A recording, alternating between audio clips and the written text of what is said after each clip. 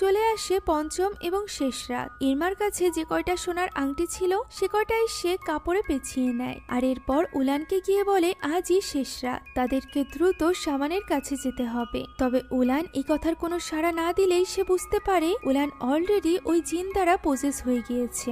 এখানে সে নিজের আদরের বোনটার এক ভয়ানক রূপ দেখে, যে কিনা ইরমারই গলা চেপে ধরে। ইরমা কোনো মতে নিজেকে ছাড়িয়ে নেয় এবং বারবার উলানকে ডেকে তার হুঁশ ফেরানোর চেষ্টা করতে থাকে। উলান ইরমাকে মারতে থাকলে সে এক ছুটে একটি ঘরে ঢুকে দরজা বন্ধ করে দেয়। উলানের ভেতরে থাকা শয়তান জিনটি বারবার ইরমাকে ডাকছিল। হঠাৎই এক সময় তার এই ডাক বন্ধ হয়ে যায়, যা দেখে ইরমা ভয়ে ভয়ে দরজা খোলে, কিন্তু বাইরে সে কাউকেই দেখতে পায় না। ঠিক তখনই ঘরের জানালা ভেঙে ভেতরে ঢুকে পড়ে উলান। ইরমা ছুটে ঘর থেকে বেরিয়ে যায়, উলানও তার পিছু করতে থাকে। ইরমা একটি গাছের নিচে গিয়ে একটি পাথর হাতে তুলে নেয়, তখন পেছনে ফিরেই দেখতে পায় উলান